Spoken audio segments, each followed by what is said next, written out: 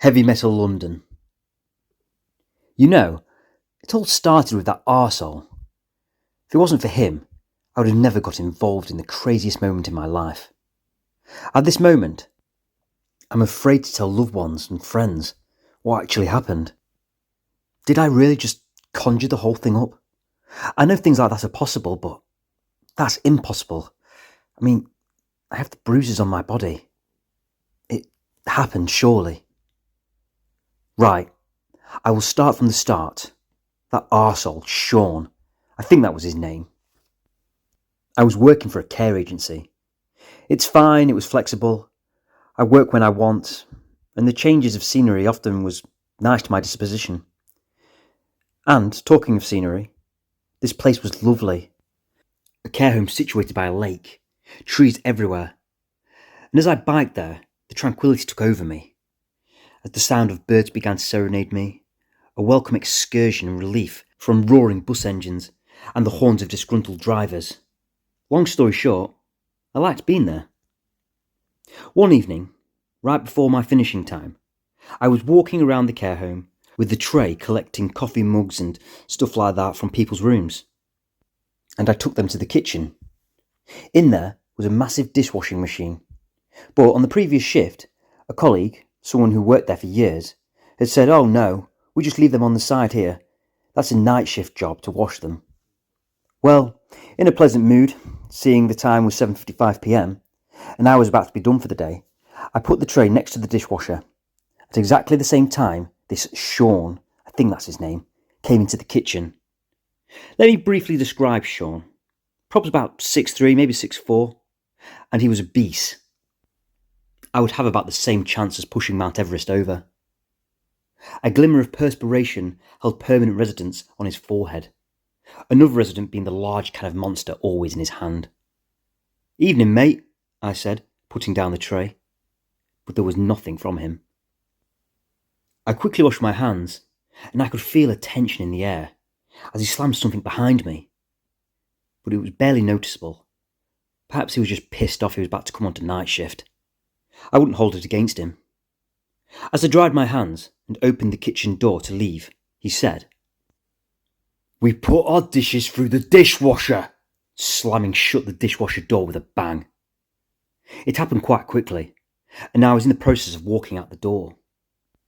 I had just entered the dining room, and in front of me was the manager and the nurse on a table. They were finalising the day's paperwork, etc., doing whatever jobs they do. To my left was a square opening into the kitchen where people would pass out the meals to the residents in the dining room. I walked up to this square opening and stuck my head through. I tried to meet his gaze, but I could tell he didn't want to look at me. I said, "You ever talk to me like that again, and I'll break your fucking nose." "Oi! Who do you think you're talking to?" came an eruption from behind me. I didn't care. She was just white noise in that moment. I was fixated on this caffeine junkie mountain that wouldn't look at me. I turned around and found this middle-aged nurse standing right in front of me, essentially squaring up to me. If she was a man, I'd have made a parallel with the floor. "Who on earth do you think you're talking to?" "Ah, go away. No one talks to me like that," I said, as I turned and had my mind solely on my bag in the staff room upstairs, and getting out of there. A quick glance at the large clock told me it was 2 minutes to 8, and I began to walk off in that direction. "Daniel, can you come back here so we can talk about this?" Another look at the clock. Maybe it was 1 minute to 8. "Nah, I'm good, thanks." I collected my bag, and as I walked down the stairs and thought about the exit, and the nice fog outside and the cool air, and the tweeting of the birds, I remembered I had to get my timesheet signed by the nurse or manager. Many might have felt awkward at that moment, maybe a slight hesitation in their step, but not for me. I was clear in my mind I had just worked a 12-hour shift, and any refusal on their behalf to do so, I would have been completely justified in going absolutely ballistic. I walked into the dining room, and I saw that Sean sat there, another carer, the night nurse coming on to shift, and the day nurse who had just berated me. "Hey, can you sign my timesheet, please?" I said with an exaggerated smile, interrupting what they were saying to each other. Sorry to use an old phrase, but If looks could kill. She stared up at me over her glasses as I put out the document in front of her. Begrudgingly, she reached out for it, but she refused to look at me again. "Thanks ever so much," I said, walking out with confidence, heading out into the beautiful surroundings. "You're sacking me?" "No, Daniel, we're suspending you, with an ongoing investigation." "What do you need to investigate?" I asked. "Just exactly what happened." "Well, I'll tell you. I said I'd break his nose if he ever spoke to me like that again." She didn't sound impressed. My manager, I mean. And I wasn't being paid either. I was on a 0-hour contract. The whole event stressed me out. I laid on my bed that night, unsure what to do. I was meant to be working for the rest of the week, but that was out the window. So never one to let a missed opportunity go, I decided to do something, and that something was to pack my bag and have a few days in London. Why not? It was easy enough. A couple hours on the train, book into a hostel. What could go wrong, right? 12 hours later, I sat on a train, watching the yellow flat fields of my county pass and turn into the concrete and glass of London. I decided against the tube. Google said the hostel was only an hour walk away. So that's what I did, passing the red buses and the houses, the Pretz and the people. I checked into the hostel about 3 p.m. The room was dark, an array of 3-tiered bunk beds, and a wall of lockers. The blinds were closed, and I could see a few weary travellers, undoubtedly from all various nations, resting. So I took an effort to be quiet, stowing my bag into the locker. Well, I'd had a walk, and the hostel reception had a good bar. Mock graffiti was everywhere. The Chili Peppers played on the sound system, and the big screen showed the US Open. Truth is, I hadn't been drinking, but away from home, alone, and with nothing else better to do, the amber liquid and the elements of relaxation seemed worth it, regardless of the price. And I don't mean the exorbitant pound sterling attached to it. I mean the empty calories, intoxication upon my body. So I headed into the bar, and I asked a barman to pour me a fancy-looking IPA. If I had had to guess, I would have guessed he was Argentinian. Why? I don't know. I took the amber liquid to the booth with the tennis playing and sipped away. And all of a sudden, I felt very alone. I looked around the bar. Youthful faces sat beside one another, looking deep into eyes, fixated and absorbing the contents and the culture of the new person in front of them. I watched a group of young German girls, all very pretty, laughing together, and people from all nations in harmony, with time on their side and the future to look forward to. And then there was me, a 30-year-old, alone, with no family of his own, and no idea what he was doing with his life, and no job, sat drinking needlessly. I felt a little out of place, and I just wondered, what am I doing with my life? What am I even doing here? I needed another drink. 2 beers turned to 6, and day turned to night, and the music turned up, as did a lot more people. The more people around me, the more lonely I felt. There was a brief moment, as I looked into my empty glass, I felt like crying. I was considerably drunk by now, and I thought my most reasonable course of action was to get shit-faced. My reasoning was, if I didn't, the beer would wear off, and I wouldn't sleep well, and the snores would keep me awake. I wanted to just pass out with my head hit the pillow. I wanted to forget everything. So I went back to the bar, and as I ordered my IPA, that's when she said, "Hello." I turned, and looking at me was a girl so beautiful I struggled to speak. Dumbfounded, I looked at her face.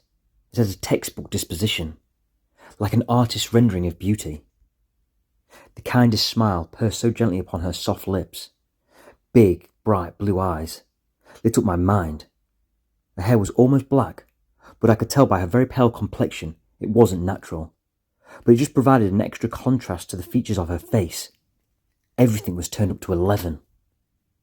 She looked ever so slightly down at me. She was taller than me. Her arm, the one she held a pint of golden lager in, was coloured in a sleeve tattoo, an array of greys and elaborate drawings. "Don't you speak?" she said in perfect English. I was expecting an accent.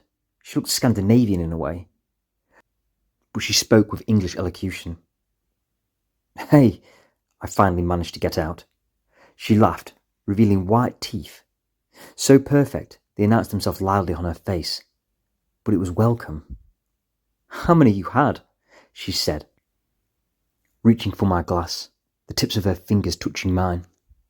"Too many, maybe," I said, letting out a goofy smile that was no match for hers. "Oh no. Well, the night is young. I'll have to catch up," she said, tipping the contents of the glass into her mouth. I watched her neck elongate. She seemed to grow taller. Her chest came out.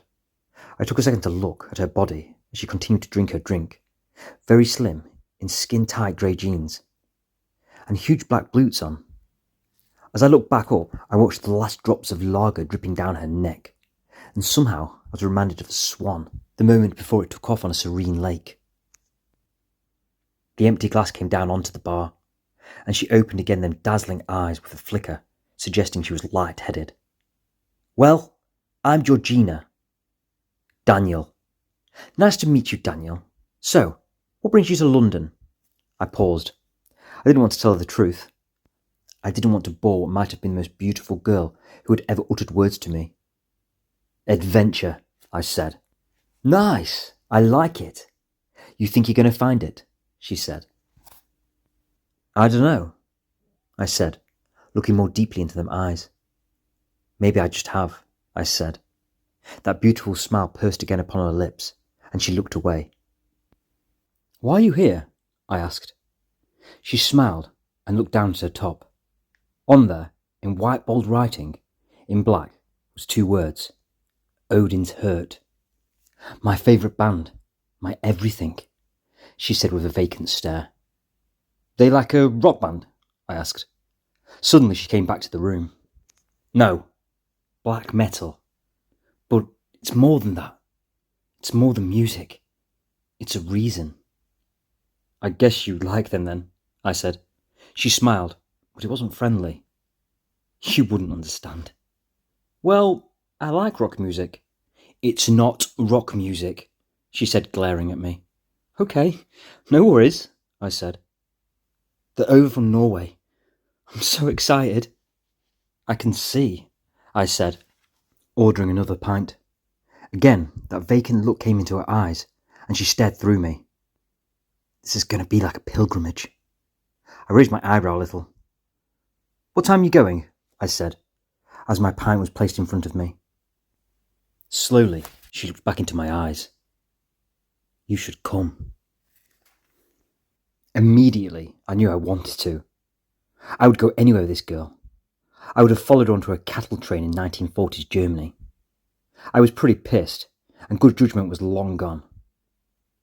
"Close your eyes," she said. I just did it. It was strange. There was no fight. Like a lost puppy following its mum. "Keep them closed." "Good. So, how did you imagine this night going?" "Keep them closed," she said. I don't know." "Why did you come to London?" she asked. "I just needed to get out." "You needed an adventure, didn't you?" she said. "Basically, yeah. That's what I was looking for." "Well, I've got one for you. You can open your eyes now. We're going to have an amazing night." I opened my eyes, and she was smiling. And I was ever so slightly disappointed she didn't kiss me while my eyes were closed. I'm ever the optimist. When the city air hit me on the streets, I realised how drunk I was, and there was a peculiar lightheadedness coming into me.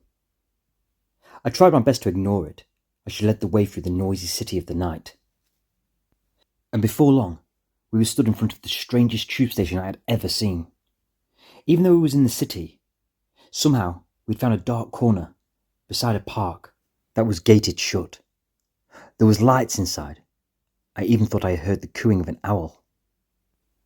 I looked at the dim light that flickered above the stairs that descended down into the tube. It said underground, but rather than being on a blue background, it was black. I looked down the stairs. I couldn't see the bottom. It was pitch black, and on each side of the staircase was graffiti, and a damp shine on the wall that slightly reflected the moonlight. "Are you sure this is the way?" I asked. "Yeah, of course. I've researched it." I looked at the writing just above the stairs. There was a slight glow, but someone had spray painted a deep red over it, and as it flickered, I was reminded of the colour of blood. "Come on, what are you waiting for?" she said, as I watched her descend into the darkness. We was completely alone on the train. She sat opposite me, smiling. The train seemed to howl and cry as it moved from stop to stop, and in the blackness of the windows beside her, I kept thinking I was seeing faces. "Not long now," she said, still smiling. "Next stop, we're off," she said, laughing a little, and I didn't know why. The train made a slow scream as it came to a halt. The engine turned off, with the carriage lights, and we plunged into darkness. I stood up and instantly felt on my ear. "This way," she whispered, sending a shiver through my body.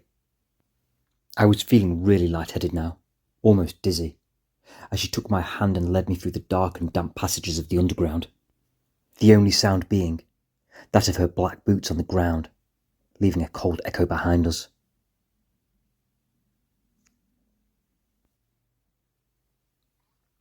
In the club I could barely see anyone, just silhouettes with eyes as I stood alone in the centre of the dance floor. White mist surrounded me, and nobody was on the stage yet, but music played, something horrible, like rock music but with all the life sucked out of it. The sound was of solemn and hateful guitars, as the pits of someone's stomach roared over this so-called music, a sound that reached to the depths of my soul in all the wrong ways. Where Georgina was, who knew? The mist surrounding me grew thicker, and my head was beginning to feel so light, I felt my balance almost go. It was then, through the mist, I saw a pair of eyes, but they were widely spaced, with strange pupils, thin and narrow as they stared. Then appeared this smile. 100 sharp teeth opened wide, and a long tongue reached out from the blackness of its mouth, like an antenna, trying to get a signal. It was tasting the air. "Hey!" Georgina. She was right in front of me, her perfect face. "I don't feel right," I said, thinking I was going to be sick. "Just relax. You're going to have the best night of your tragic life," she said. "What?" I said. She was smiling. The mist was thick. My head was woozy. Her teeth. How was that possible? They were tiny and sharp. "No," came a deep voice booming from the speakers. "Low there. Do I see my father? Low there. Do I see my mother and my sister and my brothers? Low there. Do I see the line of people back to the beginning? Low there do they call to me. They bid to me to take their place amongst them in Halvala." That's when Georgina came forward. I looked into tiny yellow eyes and an awful smile, in harmony with the speaker. She said, "Where the brave shall live forever." She grabbed hold of my head and kissed me, and her long tongue forced its way into my mouth.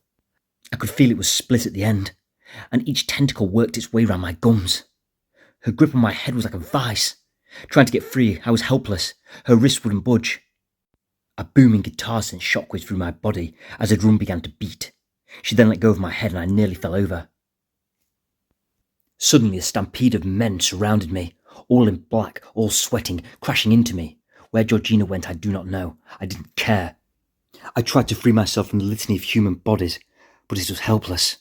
I was stuck as they jumped and thrashed about to this awful sound I refused to call music. All the time watching the reptile eyes watching me. They knew I wasn't one of them, as the thuds got harder and harder. Drenched in sweat and about to be sick, that's when I heard him speak, from the stage, that I could barely see. "Ladies and gentlemen, we are so glad to have you here tonight, but the gods are thirsty. It is time for our sacrifice." I looked at the bodies all around me. They had been moving around like crazy, writhing animals, but now they were still, with their heads down. Then from the stage he said, "Find him." All of a sudden I felt my feet removed from the ground. It was as if they was telepathic. Hands in harmony picked me up, and I was crowd surfing, but in the wrong direction. I was chucked down upon the stage. It was bright here, like I'd been in hell and risen to heaven. The stage lights were hot, and I heard the sound of the heavy footsteps approach. The dizziness had reached unbearable proportions, and I struggled to look up as he came into view. He was a giant, 6'7" probably, dressed all in black leather, white skin barely visible on his face due to a braided beard and the long dark brown hair that covered nearly all of him. He pointed down at me. His hand shook, his eyes filled with rage. "Once a pagan, but no more." The crowd erupted into boos and hisses. "Once we walked amongst the trees, once we sailed upon the seas, once we were all so free. Family was our destiny. Then a plague of the mind came from the south, with false ideas spilling poison from the mouth. Then our freedom began to suffer, with brother forgetting father and mother. But my mind will not be turned from the pagan gods which I learned. Now for the corrupt mind that sits before me. With my axe, I set his soul free." Standing over me, I watched the blade rise, with a cheer from the crowd. I was about to pass out. I couldn't move. The last thing I saw was the blade coming down.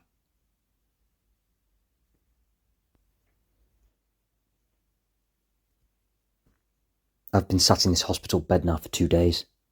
I feel more myself, but I will never understand or believe what the doctors are telling me. That I'd been discovered in a little park called the Red Cross Garden in London. At night, barely able to talk, body laid in some grass. Just a few 100 metres from the hostel I'd been staying in. An occupant from a nearby house had seen my feet and they'd called an ambulance. I was told yesterday from the toxicology report that they'd found LSD in my system, or acid. I'm hoping to get discharged today, maybe tomorrow. All I will say is this: never close your eyes around a woman so beautiful that she looks too good to be true.